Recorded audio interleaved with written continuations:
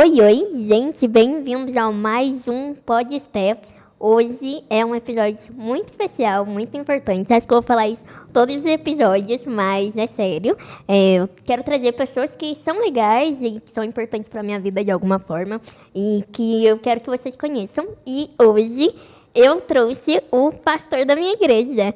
É muito legal, eu queria muito que ele estivesse aqui. É uma honra falar com eles. E bem-vindo, pastor. Para quem não sabe, né, se apresente. Quem você é, o que você faz da vida. Legal. Sou Bruno Nessim Cordeiro Silva, normalmente pastor, né, para o meu círculo aí mais íntimo. Sou pastor da Bola de Neve, aqui de Poços de Caldas, juntamente com a minha esposa, pastora Angélica.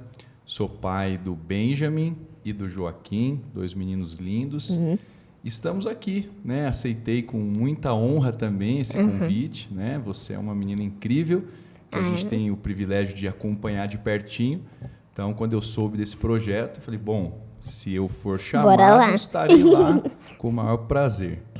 E hoje era para a pastora estar também, né? O Joca está doente. Sim. E aí não conseguiu vir. E seria uma honra também ter vocês. Vocês são muito importantes para a minha vida, para o ministério, para a igreja. E fala um pouquinho dessa vida de pastor, o que você faz além da vida. Legal. Realmente a pastora está hoje, o Joca acabou passando mal. Fica aí para um próximo episódio, quem sabe lá na frente. Mas eu estou em Poços há 12 anos, né? A igreja completou 13 anos de existência, então havia um trabalho inicial na cidade, até que fomos, né, desafiados a vir para cá há exatos 12 anos. Na ocasião, o Benjamin, que é o meu mais velho, tinha ali 2 aninhos de vida. O Joca é pão de queijo, né? Oficial, nascido em Poços de Caldas. E recebemos esse desafio, né, de vir e começar uma igreja, um trabalho, claro que muito mais novo, uma outra cabeça, mas eu decidi crer que Deus tinha um propósito nisso, para a minha vida, para a vida da minha família, e decidi confiar totalmente nele. Não me via pronto, não me via capaz. Mas a gente sabe que Deus capacita sempre, né? E aí você atendeu um chamado. Exatamente isso. Eu acreditei que o mais importante era estar disponível e que o resto Deus ia fazer. São 13 anos que a igreja está aí, dando seus frutos, né? Muita gente bacana, como você, tantas pessoas ali no nosso círculo e, graças a Deus, tudo dando certo. E além da vida de pastor, que, para quem não sabe, pastor não é um pastor integral, vamos dizer, né? Em período integral. Sim.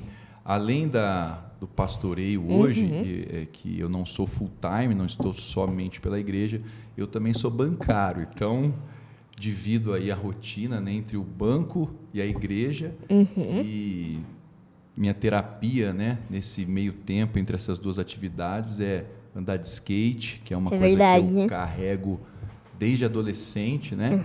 Costumo dizer na pista com a galera trocando ideia, que lá, inclusive, pastor, e aí, beleza, pastor? Todo mundo me conhece dessa forma, sabem que eu sou o pastor da igreja, a gente está ali, às vezes tem uma oportunidade de conversar com alguém sobre as coisas de Deus, orar, mas eu sempre digo, eu sou primeiro pastor, ou melhor, sou primeiro skatista do que pastor. Me tornei pastor depois, e o skate é uma coisa que eu carrego aí desde a adolescência, e é o que eu uso para poder conciliar essa rotina igreja e banco. Eu vou só pedir para você falar um pouco mais perto do microfone, por favor.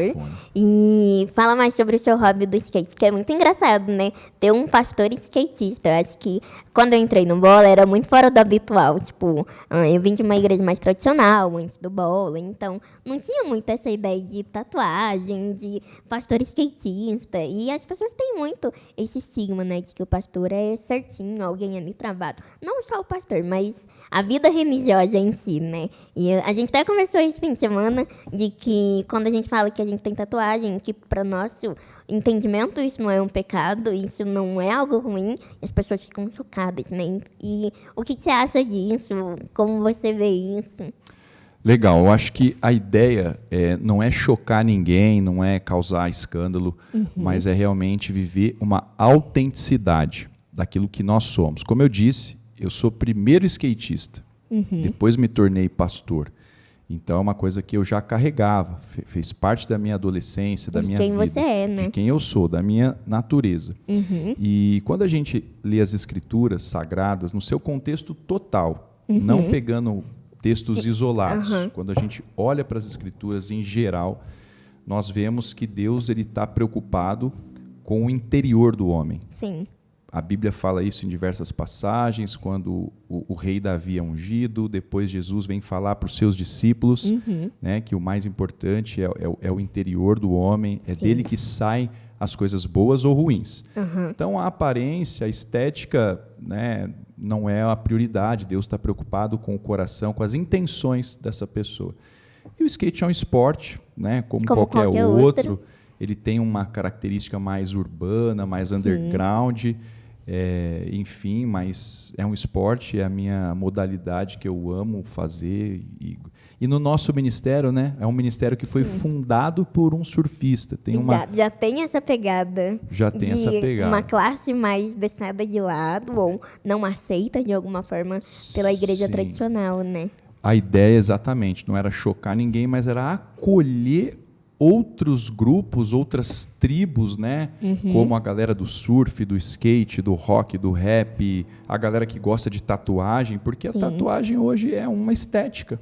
É um detalhe, né? Assim como cortar o cabelo, sei lá, colocar um brinco. Justamente. São detalhes na aparência. Se você voltar alguns séculos atrás, uma mulher pintar o seu cabelo, trocar a cor do cabelo, seria pavoroso, chocante, escandaloso. Então, eu acho que não fere o caráter, não altera o coração daquela pessoa, né? Então, isso não é relevante do ponto de vista de fé. A tatuagem começou como sendo coisa de bandido, né? E aí, com o tempo, foi transformando. Então, ao longo da história, por exemplo, quem tinha tatuagem não conseguia emprego. E aí, depois, não fazia mais diferença. Então, a gente consegue ter essa noção de mudança até trazendo para dentro da igreja, né? Justo. De não ser apegado a dogmas e coisas. Justamente.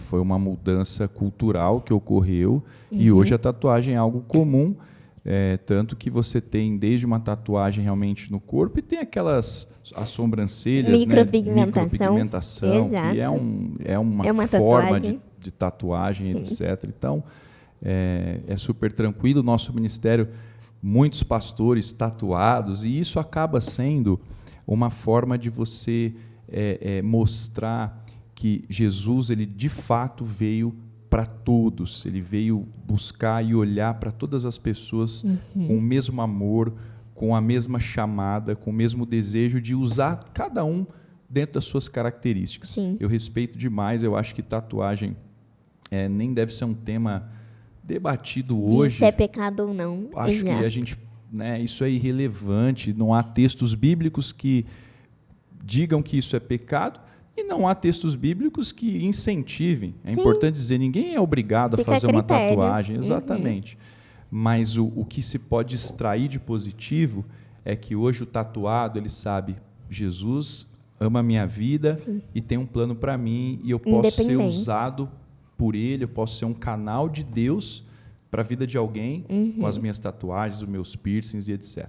E é isso que o ministério quer da gente, né? A igreja quer, Deus quer da gente, que a gente seja usado independente da forma que a gente está no externo. Porque é o que você falou, o interno que conta para Deus, o nosso coração, a nossa intenção.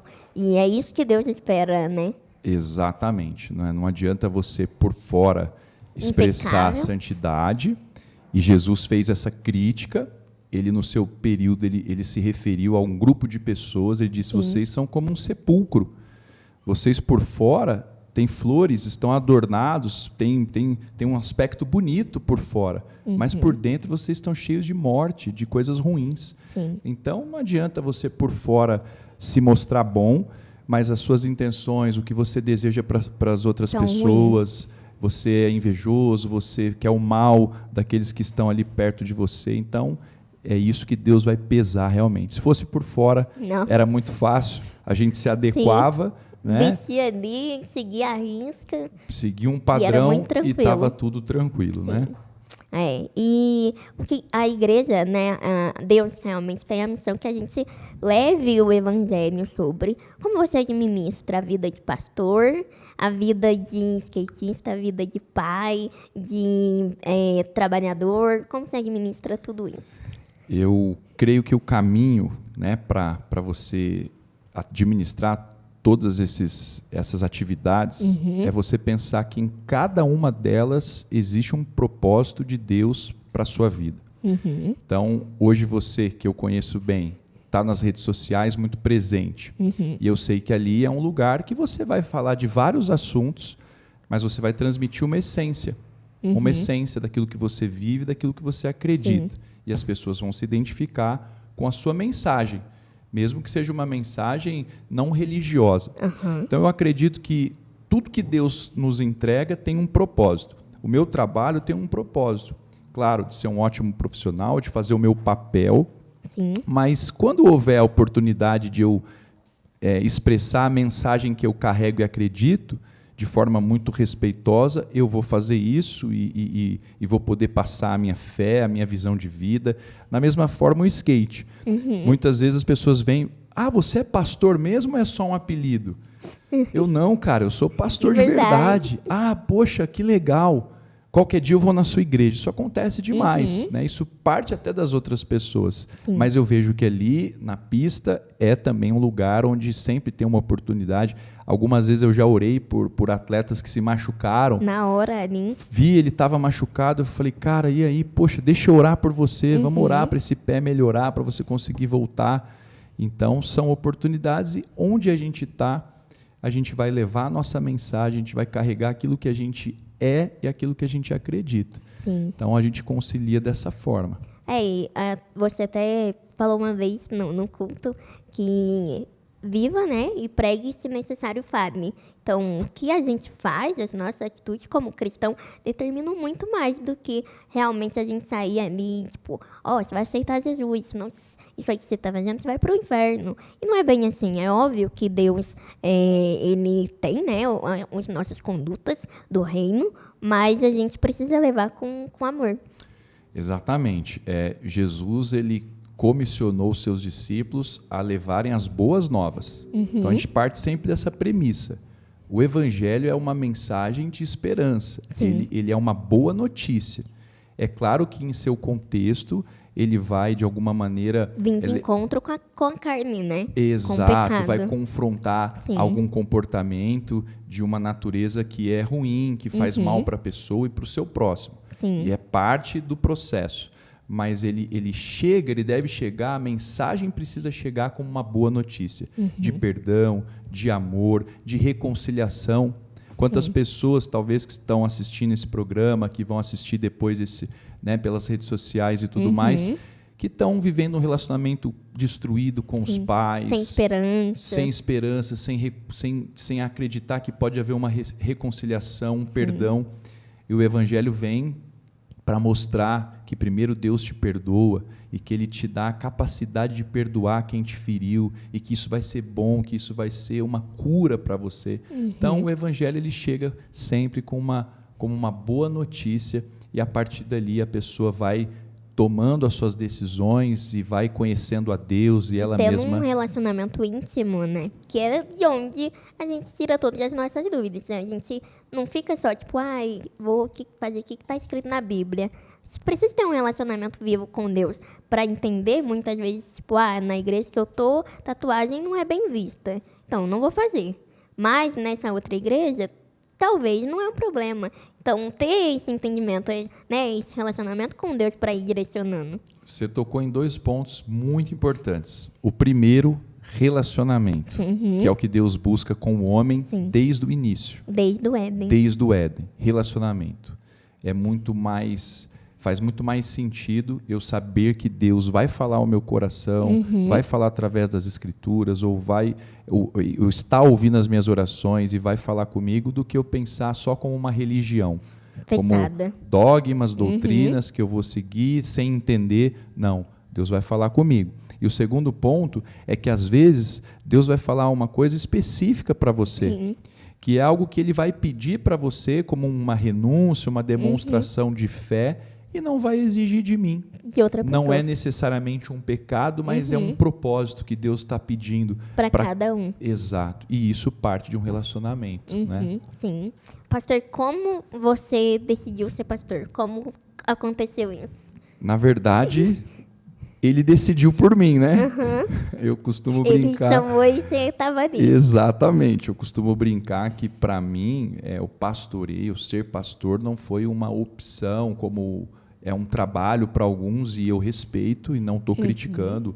Há homens e mulheres que se preparam, vão para uma faculdade e buscam isso como assim a sua profissão de fé, enfim, como uma escolha muito particular. No meu caso, eu criei no Evangelho muito cedo, eu vim de um lar cristão, e aí tive a minha própria experiência com Deus aos 13 para 14 anos, entendi que Deus tinha um propósito para a minha vida. E era muito natural para mim falar de Deus para os meus amigos, eu sempre estava ali aconselhando alguém, trazendo uma palavra, orando com os meus amigos. Isso foi uma realidade mesmo da minha juventude, e isso foi acontecendo, e até que as pessoas começaram a reconhecer: poxa, eu acho, hein, que você vai ser um pastor, hein? Você parece que vai seguir esse caminho. E até então eu apenas continuava vivendo a minha vida.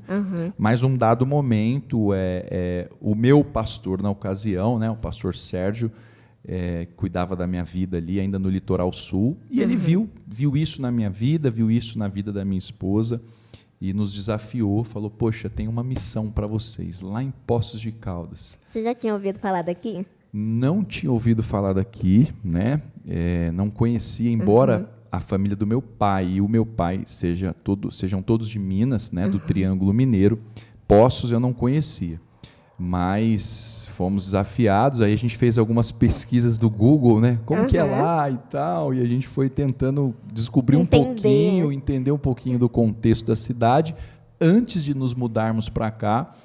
Então, vimos que era uma cidade belíssima, linda, agradabilíssima, um clima maravilhoso. Quem não conhece Poços e está assistindo a gente... Eu sempre falo, todo mundo fala assim: você vai mudar para São Paulo. Gente, pelo amor de Deus, enquanto eu puder morar em Poços, me deixa. Não dá para trocar, né? Você veio de São Paulo, você sabe como é que é. Muito melhor aqui, não é? Poços de Caldas é um sonho que Deus permite a gente viver. É uma cidade muito boa. É realmente muito boa, e eu me sinto hoje poço-caldense. E a gente, claro, viu o propósito de Deus. Então, não foi uma escolha minha, mas foi uma escolha que eu aceitei estar disponível. Foi consciente, foi pessoal. Eu tinha oportunidade de dizer não fui obrigado. Nosso ministério não trabalha dessa forma, de forma nenhuma. Foi um convite, foi um desafio. E aí você orou sobre? Orei sobre, conversei com a esposa, claro, né, para ver se era algo para os dois, e a gente decidiu, e cá estamos, né? E como foi a jornada do pastor que chegou lá há 12 anos atrás para o pastor Bruno agora? Como você avalia? Primeira coisa que eu avalio é que Deus é muito corajoso, né? Ele é, né? Ele joga assim, eu vi um potencial, vai. Deus, ele é corajoso. A gente vê o amor e a graça dele, que a gente mesmo, como a Bíblia diz, ele usa as coisas loucas para confundir as sábias, né? E eu mesmo me via improvável nessa posição, mas eu decidi acreditar e obedecer. Então, eu cheguei um menino, né, assim, juntamente com a minha esposa, recém-casados, filho pequeno. Vocês tinham acabado de casar? Estávamos casados há mais ou menos 2 anos. Era muito bem recente. E chegamos, né, novinhos, e eu costumo dizer para a galera da igreja, você já deve ter ouvido eu falar isso. Quantas igrejas eu já tinha pastoreado? Nenhuma. Então, era algo novo para mim, estar nessa posição. Reconheço de forma consciente que eu errei bastante na minha conduta, às vezes. É normal, como ser humano, infelizmente. Exato, de entender se decisão A era melhor que decisão B, às vezes até mesmo na abordagem com algumas situações envolvendo pessoas, e eu confesso de forma consciente que tive alguns erros, né? E imagino que até o dia da minha partida, até o dia que Jesus decidir me levar, ou que ele volte segundo aquilo que a gente crê. A gente vai errar, mas hoje eu vejo mais maturidade, hoje eu vejo que a gente aprendeu muito mais a lidar com as pessoas e entendendo a nossa posição. Nós não somos donos das pessoas. E, infelizmente, não vou falar de pastores, vou falar de religiosos no contexto geral. Se sentem donos daqueles fiéis. E eu entendi isso ao longo dos anos, de manipular, né? De abusar psicologicamente, de forçar as pessoas. Então, foi algo que a gente aprendeu assim e hoje a gente vê de forma muito clara. Não somos donos, as pessoas são livres. Eu quero pastorear pessoas livres e que estão ali porque se identificam comigo, com a minha família, com a igreja e escolheram caminhar com a gente, né? Não foram obrigadas.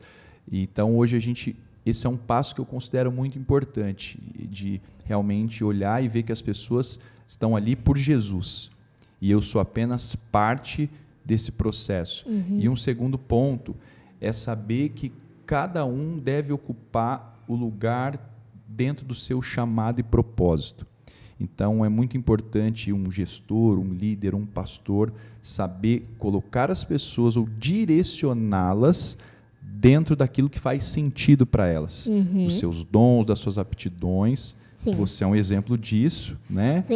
Que nas áreas que você nos ajuda e coopera demais. É a mesma que eu faço na vida. É o que você faz na vida. E foi até pela igreja que eu comecei a entender meu chamado, né? E o que eu era boa para Deus, porque antes eu trabalhava no administrativo e fazia faculdade de Direito, porque eu achava que era o que eu tinha para a vida e o que eu gostava. E aí, quando eu entrei no Bola, acho que fazia, sei lá, uns 6 meses, a Pri virou para mim assim, vamos no comunicação? Aí eu falei, nossa, que é isso, né? O que faz lá? Porque tava ali me adaptando ainda com a igreja. E descobri que era o que eu gostava, de mexer com redes sociais, de tirar foto, não sou uma fotógrafa profissional igual os meninos, mas descobri ali a minha vocação, o que eu nasci para fazer, né? Então a igreja tem muito isso, de mostrar pra gente, né? Deus nos mostra, através do servir, às vezes dentro da igreja, o que a gente pode desempenhar. Sensacional. Então é isso, ocupar os lugares onde você tem os talentos para aquilo, né? E a vocação. E você descobriu a sua vocação. Hoje é uma comunicadora, alguém que tem aí milhares de seguidores, está fazendo, vamos dizer, e é um sucesso, porque sucesso é alcançar os lugares pretendidos, né? Então, você tem tido sucesso, você tem alcançado aquilo que você entende que é o melhor na sua carreira. E algo que começou ali, né? Uma provocação disso começou na igreja. Um convite despretensioso. Pois é, e eu acho que o líder, quando ele enxerga isso e coloca as pessoas, né? Quem canta e toca tem que estar lá no louvor. Não faz nem sentido não estar. Exato, às vezes a pessoa não tem aptidão nenhuma com criança, aí você coloca ela para cuidar das crianças, aí dá tudo errado. Então, acho que é uma das grandes lições que a gente também aprendeu nesses anos. E o Bola é muito aberto para isso, né? Todo mundo pode servir, mas o ideal é que sirva onde você tem um chamado. E a gente tem um ministério muito livre, como você falou, como a gente, né, quem frequenta sabe como é. É um ministério muito gostoso. Você sempre foi do Bola? Como foi essa chegada? Na verdade, a pastora sempre foi do Bola. Minha esposa, ela conheceu Jesus através da Igreja Bola de Neve. Inclusive, ela é uma das primeiras ovelhas do ministério, porque é raiz mesmo. A igreja tinha só a sede em São Paulo. E a pastora estava... E um trabalho no litoral que estava iniciando, e ela conheceu esse trabalho ali e começou a frequentar. Então, ela é do Bola e sempre foi do Bola. Mas eu sou neto de um pastor assembleano. Nossa! Da Assembleia de Deus. Eu sou neto, então conheci o evangelho no lar, quando criança, dentro de casa, através da minha mãe. E passei por algumas denominações, das quais eu tenho carinho, né? Assim, muito carinho e respeito genuíno. Foram importantes para mim, não sei se eu posso citá-las, mas enfim, claro, a Assembleia de Deus, a Igreja Quadrangular, a Igreja Presbiteriana, que eu acompanhei, sempre ia nas férias, né? Eu ia para a casa dos meus avós, e meus avós são da Presbiteriana. Então, são igrejas que me ajudaram também na minha formação, das quais eu passei, e conheci o Bola em 2005. 2005. Faz um tempinho. E eu só lembro exatamente, não sou muito de data, mas eu lembro da data porque foi a data que meu time foi campeão. E aí eu faço esse link e lembro que em 2005 eu conheci a Bola de Neve no litoral de São Paulo. Aí você morava lá? Mudei para o litoral e aí... Pô, tem uma igreja que os caras usam uma prancha no altar. É tudo surfista, galera. E eu do skate, né? Pensou, próximo, falei, né? a minha igreja essa aí, meu. Onde que é? Né? Toca reggae. A galera tem dread. Eu falei, pô, demorou. Tô em casa, né? E aí comecei a frequentar os cultos e fui super recebido pela galera, que acho que isso é o principal. Sim. Não é se, tem tatuagem, tem dread, tem toca... É o ambiente da igreja, né? São as pessoas. Eu acho que o que conta são as pessoas. No fim, é melhor você estar num lugar onde talvez esteticamente sejam diferentes de você, mas te recebem e te acolhem. Sim. E ali, tudo esteticamente tinha a ver com a minha vivência, né? O skate, a música, tudo conversava com o meu estilo de vida. Mas as pessoas foram fundamentais, porque me receberam muito bem. Eu tenho amigos que eu carrego desde essa época. Alguns se tornaram pastores também. Depois era uma galera que a gente ali dava muita risada junto, tudo jovem, adolescente, que hoje também são pastores. E outros amigos que estão na igreja, outros que não estão mais, mas que são amigos genuínos dessa época. E como você vê o Bola aqui em Poços hoje? A igreja. Certo. Hoje eu vejo que a gente entra numa nova estação. O ministério começou aqui, como eu disse no início, há 13 anos. E nós tínhamos uma pegada no início, né, que era muito de rua, de estar na rua evangelizando. Era uma galera solteira também. Toda a galera solteira. E a gente na rua fazendo som, né? Ali na Assis, né? No Leãozinho. No Leãozinho, tocando e evangelizando. E às vezes eu lembro de levar o skate, a galera levar o skate, a gente fica andando. E muito gostoso, uma época assim importante. Alguns eventos de evangelismo na rua. A gente fez uma saída junto com blocos de carnaval. A gente criou o nosso bloco lá. Eu não estava nessa época, mas eu vi fotos. Olha que legal. Criamos o nosso bloco e saímos evangelizando a galera, né, distribuindo balões com versículo bíblico e na boa, assim, foi muito bacana. E aí a igreja foi entrando num outro tempo de maturidade. Essa galera solteira foi casando. Foi criando família, tendo os filhos, né? E aí nossa atuação foi se tornando mais comunitária. A igreja foi se fortalecendo como um grupo e foi crescendo ali como, né, pessoas se unindo, vieram os trabalhos nos lares, né, que são as células. E hoje eu vejo que a gente entra numa estação onde a gente volta a buscar influência e impacto social na cidade. A igreja precisa, todas elas, não só o Bola, toda igreja de Jesus na Terra precisa impactar a sociedade positivamente. Viver dentro do templo não adianta. Exatamente, esse é o ponto. Então, algumas vão para a área das artes, outras vão para o esporte, outras vão para um trabalho social forte. Eu acho que a pegada e o caminho é esse. E hoje o que a gente vem se preparando é para poder voltar, ter essa influência como a gente tinha lá no início, uma igreja muito evangelística, muito presente na rua, com trabalhos de evangelismo, e hoje nossa pegada é voltar com alguns trabalhos específicos, com crianças, né, com adolescentes, trabalhos em clínicas de reabilitação. Então, hoje esse é o nosso objetivo e é para isso que a gente está olhando nessa estação. Aí o Bola hoje tem quase mais crianças do que membro adulto, né? A gente olha, o infantil tá lotado sempre. É verdade. E muita criança, o que é ótimo, porque é a próxima geração, né? Então a gente precisa realmente ter esse preparo e pensar neles. E é uma área muito atacada, né? Uma idade muito atacada. Sim, as crianças hoje, elas são alvos de discussões que talvez elas não deveriam, ou com certeza elas não deveriam estar nessas pautas. O adulto, ele tem a liberdade de fazer escolhas e nem Deus vai proibi-lo de fazer as suas escolhas. Mas eu acho que as crianças precisam ser preservadas, até que elas tenham consciência e façam as próprias escolhas. Então, algumas questões identitárias, algumas questões ligadas que são muito, muito sérias para uma criança que não tem condições de decidir sobre isso, e elas são alvo, né, como você colocou, de muitas polêmicas. Você até comentou domingo, né, do filme. Eu assisti, cheguei em casa para assistir, né? Muito chocante, muito chocante. E é coisa que a gente não imagina.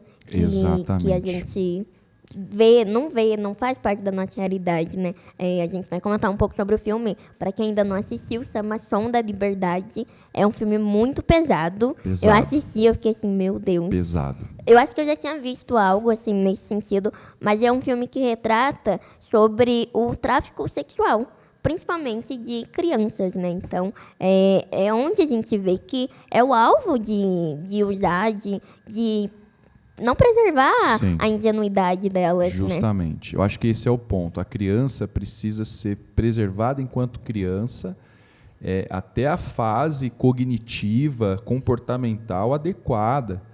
Então, você não pode tirar a ingenuidade, a pureza, né, e trazer questões. Hoje a música ela é muito pesada, muito sexualizada. Sim. E muitas vezes a criança ouve, escuta, os pais acabam permitindo, e isso tem prejuízos até psicológicos mesmo. Sim. Sem falar de fé, de religião. De cérebro mesmo. Exato. Né? Esse filme que você assistiu, eu também assisti, a gente falou sobre ele, O Som da Liberdade, ele aborda o tema pesadíssimo, né, que a gente não imagina. E é uma indústria maligna, né? Sim. E eu acho que qualquer pai e mãe preza pelos seus filhos. Eu nem sou mãe, eu fiquei, meu Deus, que dó. Sim. A vontade de sair na hora e fazer alguma coisa, sim, sabe? De resolver, porque é muito triste pensar que existem crianças em situações assim. Sim, e a gente vê o tempo passar. Eu cheguei na cidade, né, há 13 anos, e hoje, ou melhor, há 12, e a igreja tem 13.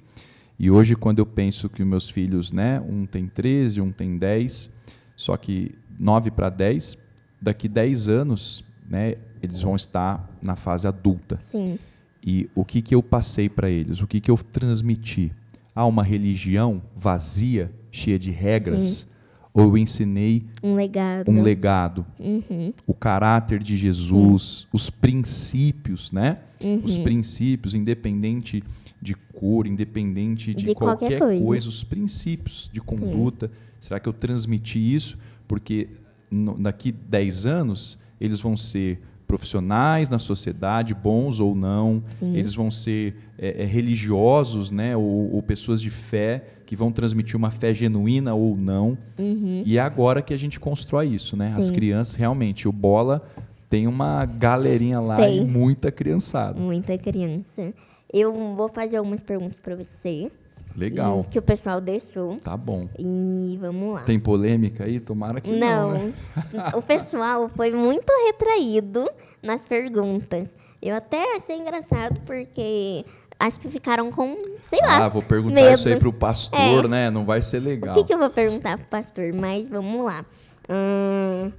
Perguntaram sobre dom de línguas. Tenho dificuldade em crer nas pessoas. É real mesmo? Quem fala, traduz. Olha só, a Bíblia fala que aquele que fala em línguas fala para edificação própria. Ou seja, as línguas, ele é um dom, são dons. Acho que você pode explicar o que é o dom de Exato. línguas, né? O dom das línguas é quando o seu espírito fala diretamente com Deus, em uma língua desconhecida, que algumas pessoas também chamam da língua dos anjos, né? Ou línguas estranhas. E por que você sabe que é o seu espírito falando com Deus? Porque a tua mente, a tua consciência, ela fica intacta. Então você consegue continuar formalizando um pensamento, um raciocínio, ao passo que o seu espírito está falando diretamente com Deus. E esse é o mistério. Sim. Porque a Bíblia diz que Deus é espírito. E aqueles que o adoram, que têm relacionamento com Ele, precisam fazer isso em espírito. Então, quando você está orando em línguas estranhas, o seu espírito está se comunicando com Deus de uma forma misteriosa, que nem a sua mente consegue compreender aquela mensagem. Isso quando a pessoa não tem o dom para interpretar. Algumas pessoas, e não é o meu caso, receberam o dom de interpretação de línguas. Então, quando elas estão falando, o seu espírito está falando com Deus pelas línguas estranhas, elas também interpretam e sabem o que estão falando com Deus. E traduzem. E podem traduzir até quando uma outra pessoa está falando. A orientação do apóstolo Paulo é que em um culto, alguém só fale em línguas de forma pública ou conduz esse culto de forma pública falando em línguas, se ela traduzir ou se outra pessoa estiver ali para traduzir. Então, as pessoas, os fiéis, vão falar ali na sua particularidade com Deus, bacana. Mas um culto não pode ser conduzido em línguas, você não pode ficar ali por muito tempo falando em línguas se não tiver alguém para traduzir, senão você causa estranheza e não tem uma mensagem clara. Essa é a orientação de Paulo. Mas as línguas, elas são de fato real e é uma experiência poderosa, e quando você vive, você sabe, não tem como inventar isso. A mente humana não é capaz de pensar numa coisa dessa. A nossa mente não iria inventar algo assim. É algo que Deus provoca dentro de nós. E todo mundo pode falar em línguas. Qualquer pessoa que crê em Jesus como seu Salvador, né, isso pela Bíblia, a Bíblia diz que essa pessoa, o espírito dela se faz um com o espírito do Senhor. Então essa pessoa se une a Deus espiritualmente. A partir disso, ela recebe o Espírito Santo. O Espírito de Deus passa a habitar nela. E se o Espírito habita nela, as línguas já estão aí. Ela já tem a capacidade, o potencial. Muitas vezes ela vai precisar romper com um paradigma, talvez um bloqueio, e acreditar que aquilo está sendo produzido por Deus. Eu confesso que algumas pessoas já ficavam assim, será que é real? Será que ela está, sei lá, fingindo? Porque, querendo ou não, a gente, né, tá nesse meio cristão, a gente já viu de um tudo. Sim. E aí tem gente que repete as palavras, sei lá, mais famosas. Sim. E aí eu fico, gente, não sei se é de verdade, não sei se não é. Então eu também tinha esse pré-conceito, né, de não acreditar. O senso crítico é parte da nossa mente. Isso é natural e Deus, ele espera que seja assim. A gente precisa questionar, mas o questionamento não pode impedir a fé. Eu questiono e dou também a oportunidade de acreditar. Não, eu questionei e hoje eu entendo que é real. Né? Então, eu acho que o questionamento é natural. E antes de falar em línguas, muitas das pessoas têm esse medo. Será que eu não estou inventando? E é onde eu digo, sua mente não vai inventar algo assim. Né? Sua mente não vai pensar nisso. Então, é o seu espírito falando com Deus. Certo. Qual a parte mais difícil de ser pastor? Essa é boa, hein? Eu acho que é algo que eu também aprendi na construção dos anos. Como eu disse, citei algumas coisas que eu aprendi desde que me tornei pastor, e foi importante, que mitigaram os erros que lá atrás eu cometi, e hoje eu lido de uma forma muito mais tranquila. Eu acho que a parte mais difícil é lidar com as expectativas que não são reais, né? Sim. Porque ontem mesmo no culto eu disse isso em algum momento, o pastor, ele não morreu por ninguém, ele não foi para a cruz por ninguém. E Jesus foi para a cruz por minha causa também, porque eu também sou pecador e sem Jesus eu não teria salvação. Então o pastor, ele tem responsabilidade, ele precisa saber que ele tem responsabilidade, ele precisa saber que ele responde pelo seu rebanho, né? Pela forma que ele vai instruir, conduzir e até mesmo não se aproveitar de uma forma covarde das pessoas, ele vai responder por isso. Mas muitas vezes as pessoas veem no pastor uma figura inerrante, veem no pastor uma pessoa que não pode ter defeitos, que não pode falhar, que não pode emitir uma opinião que ela não concorde. Poxa, eu tenho opiniões muitas vezes que você não vai concordar com a minha forma de pensar e ver a vida em um dado momento. O que eu não posso, na minha missão, é pegar as escrituras sagradas e dar a elas uma interpretação pessoal e exclusiva. E achar que o meu jeito de olhar para a Bíblia é o correto. Não. A visão do Bruno tem que ser a visão diferente do pastor Bruno. Exatamente. Então eu preciso olhar para a Bíblia e falar o que Deus pensa sobre isso. E essa é a minha missão, transmitir essa mensagem.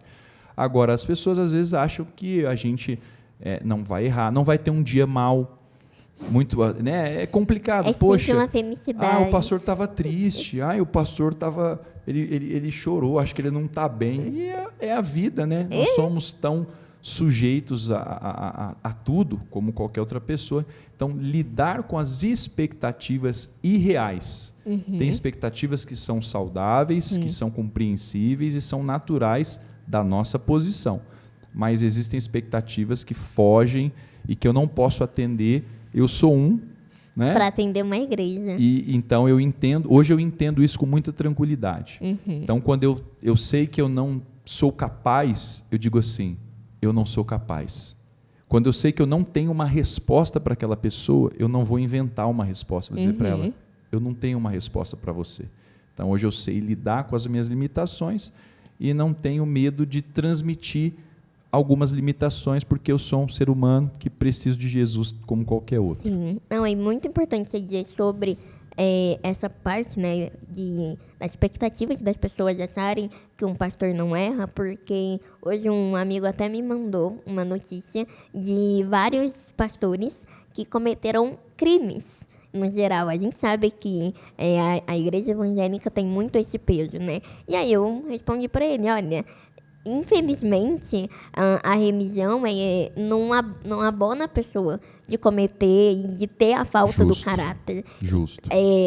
Dentro da igreja evangélica, da igreja católica, de qualquer religião, vai ter gente boa e vai ter gente ruim. Sim. Vai ter gente que vai usar a religião para manipular e vai ter gente que vai usar a religião para fortalecer as pessoas, né? Então, as pessoas precisam começar a entender que existe essa separação, assim como em qualquer outro ambiente. Exato. Eu considero aqueles que entenderam a fé em Cristo, de fato, e aqueles que não entenderam. Estão ali por qualquer outra razão e até motivos escusos. E vão acertar as contas com Deus. Exatamente. Vão ter o seu julgamento pessoal. Né? E existe um outro ponto também. Ao que muito é dado, muito é cobrado. Sim. Quando alguém alcança uma posição de liderança, de influência sobre outras pessoas, o que ela faz repercute muito mais. Hoje, por exemplo, nas redes sociais, você tem muito mais influência do que eu. Você tem uma capilaridade muito maior do que a minha. Então, a opinião que você emitir tem um peso muito maior do que a que eu emiti. E muitas vezes a gente precisa ter essa consciência, né? Do que eu estou influenciando no outro, mesmo independente de quantos seguidores você tem. Sim. Então, no dia a dia, eu já tinha essa consciência de, cara, eu sou cristã. Então, o que eu estou fazendo, as pessoas estão vendo como. É isso que Jesus faria no meu lugar? Não é, então as pessoas precisam separar, né? E elas não separam muitas vezes, tipo, Jesus é legal e o fã-clube que é chato. Não, às vezes o fã-clube não está agindo da maneira que Jesus agiria. Exato, perfeito. E qual é a melhor parte de ser pastor? A melhor parte são as pessoas. Ter um carinho. São as pessoas. Não entenda as pessoas não como pessoas que vão estar ali para bajular você, para ficar te agradando. Não. Eu tenho, né, assim, carinhosamente eu posso dizer, pessoas parte do rebanho ou que estão ali comigo, e eu sou parte do rebanho também, tá? De um maior. Eu estou ali, faço parte. E que brincam, põem apelido, tira sarro também. São pessoas que vão ganhando o nosso coração. Então, acho que um pastor, uma pastora, quem está no campo, liderando, precisa, de fato, amar genuinamente pessoas e entender que a melhor parte, seja nas horas difíceis, nas horas boas, nos defeitos que cada um carrega, e a gente também carrega os nossos, mas é saber explorar relacionamentos. Eu acho que a vida, a vitalidade, não está se aquela igreja ela é tecnológica, ela é linda esteticamente, embora tudo isso seja bacana e eu não sou contra. Acho até que quanto melhor puder ser esse local para receber as pessoas, mais bacana. Mas o que vai fazer diferença no final são as vidas. Então, a melhor parte são pessoas para você amar, para caminhar junto e que vão te socorrer também nos momentos de dificuldade, como muitas vezes foi a igreja que me deu suporte, foi a igreja que abraçou a minha família, Sim. foi a igreja que me acolheu no momento de dificuldade. Muito. E esse é o papel da igreja, né? Prestar assistência e ser esse impacto tanto na vida dos seus membros quanto fora deles, né? Exatamente. Você já contou como começou a caminhada cristã por cima, mas você nasceu então num lar evangélico, Sim. né? Desde o começo. Como foi a jornada como adolescente, como criança cristão? Tá, legal. Como disse, eu nasci nesse lar cristão por muita influência do meu avô materno, e aí minha mãe como uma cristã. E me lembro de pequenininho, ir aos cultos, escolinha dominical. Eu lembro, olha só, agora eu vou entregar a minha idade, né? Mas está tudo bem também. Eu sou da época do vinil, pode acreditar. Mas eu lembro que eu tinha um vinil verde com a história de Daniel na Cova dos Leões. Vinil era tipo... Era como se fosse aquele... Você conheceu o CD, né? O vinil era aquele disco mesmo, né? O disco de vinil. Não, eu estava confundindo com a fita cassete. Também sou dessa época, mas a fita é mais recente. O vinil da minha infância, eu peguei o vinil ainda, lembro de vitrola, lembro que meu avô tinha discos de vinil, e eu tinha um disco verde da história de Daniel na Cova dos Leões, e eu amava, porque a capa do vinil, né, era ali a cova, né, os leões ferozes e Daniel ali. E eu ficava ouvindo aquela história e me apaixonava, né, pela história de fé por trás dessa mensagem.